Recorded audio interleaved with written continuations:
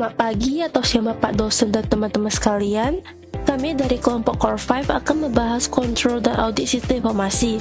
Topik ini menjadi penting karena keberhasilan sistem informasi tidak hanya ditentukan oleh teknologi yang digunakan, tapi juga oleh bagaimana sistem tersebut dikendalikan dan diaudit secara tepat.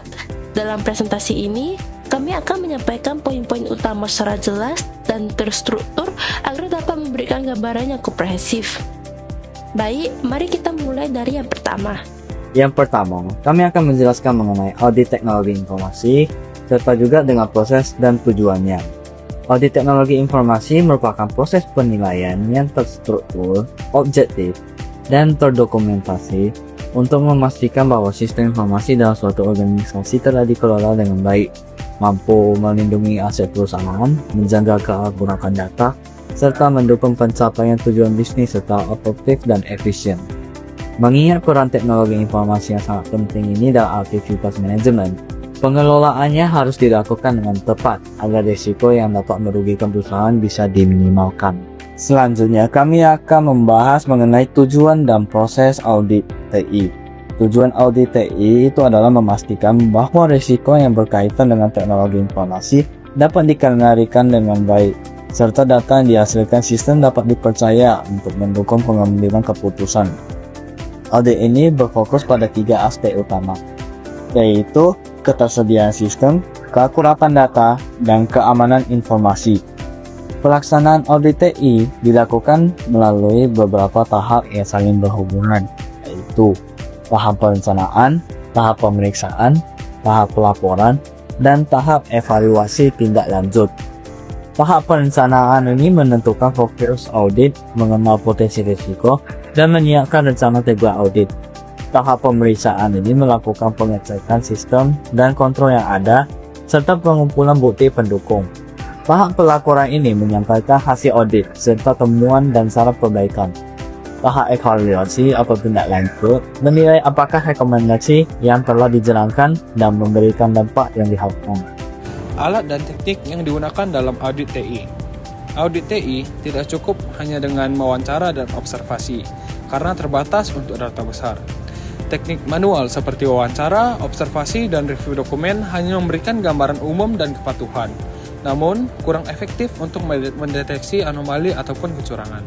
Audit SI menggunakan framework seperti COBIT untuk tata kelola seperti CAATS atau Computer Assisted Audit Techniques untuk analisa data yang cepat dan akurat.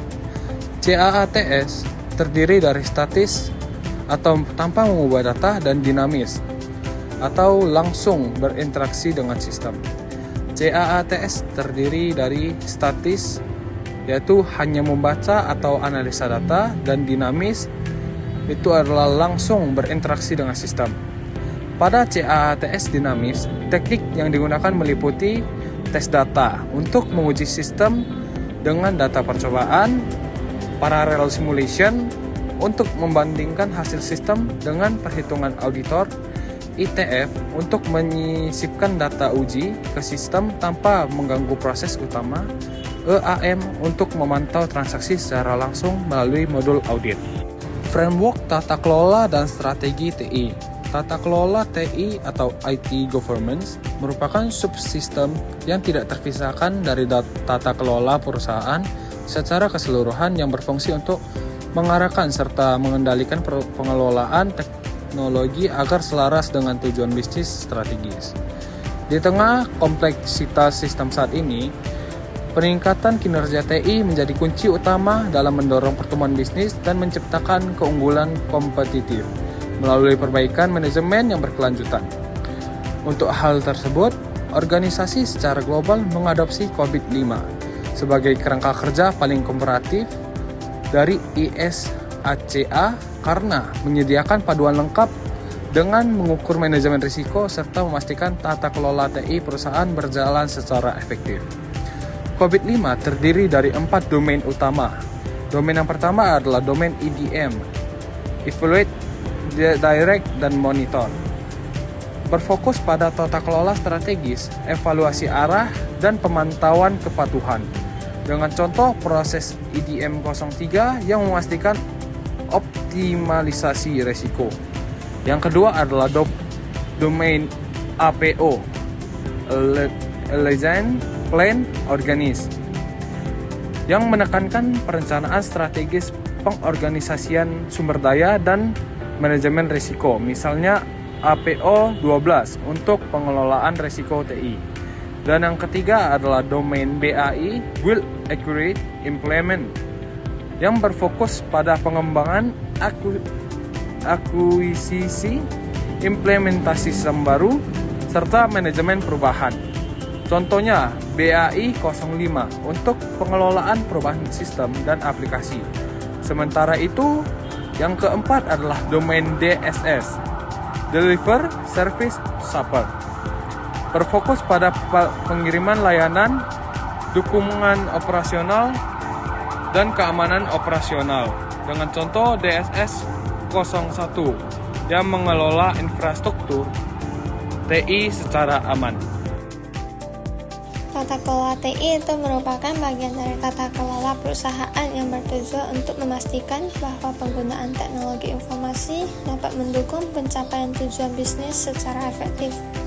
Dengan sistem yang semakin kompleks, organisasi itu membutuhkan pengelolaan TI yang terarah, terkontrol, dan terukur. Salah satu framework yang banyak digunakan adalah COVID-5, yang menyediakan panduan komprehensif dalam tata kelola dan manajemen risiko TI. COVID-5 memiliki 5 prinsip utama. Yang pertama, memenuhi kebutuhan stakeholder, yaitu memastikan TI itu memberikan nilai bagi bisnis. Yang kedua, end-to-end coverage, yaitu mencakup seluruh proses TI dalam sebuah organisasi. Yang ketiga, framework terintegrasi, yaitu dapat diselaraskan dengan standar lain. Yang keempat, pendekatan holistik, yaitu melibatkan proses, struktur organisasi, sumber daya manusia, dan teknologi.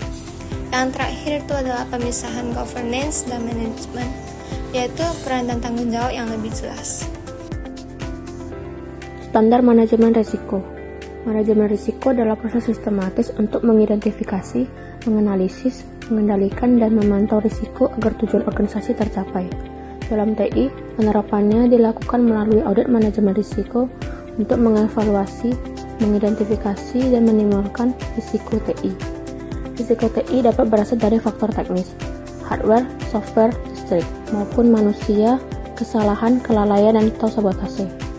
Standar yang umum digunakan adalah ISO 31000 2018 dan dapat dikombinasikan dengan COVID-5 untuk audit manajemen risiko sistem informasi.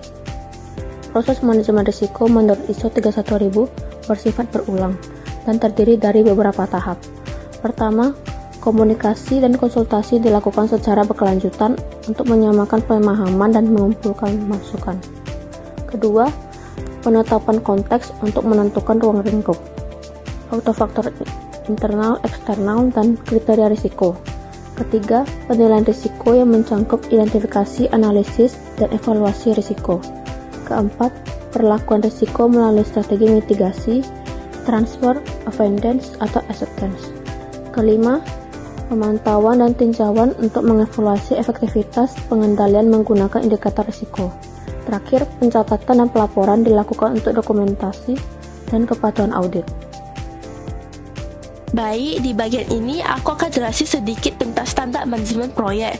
Jadi, manajemen proyek TI itu sebenarnya adalah cara kita mengatur semua yang dibutuhkan dalam proyek, mulai dari tim, waktu, biaya, sampai teknologi, biar hasilnya sesuai dengan apa yang direncanakan. Nah, tantangannya, proyek TI itu biasanya nggak simple. Teknologi cepat berubah, sistem saling terhubung, dan kalau koordinasi tim kurang maksimal, hasilnya juga bisa ikut terpengaruh. Makanya digunakan standar sebagai panduan. Yang sering dipakai itu ada 3 jenis, yaitu PMBOK atau Project Management Body of Knowledge yang membantu mengatur proyek dari awal sampai selesai. Kemudian ada PRINCE2 atau Project in Controlled Environment yang lebih menekankan pada pembagian tahap dan kontrol. Dan terakhir yaitu ISO 21500 atau Guidance on Project Management yang memberikan panduan yang lebih umum dan fleksibel. Selain itu ada juga pendekatan dalam pengerjaan proyek. Waterfall itu sifatnya bertahap atau step by step, cocok kalau kebutuhannya sudah jelas dari awal. Sedangkan Agile atau Scrum lebih fleksibel karena dikerjakan dalam siklus pendek dan bisa menyesuaikan perubahan.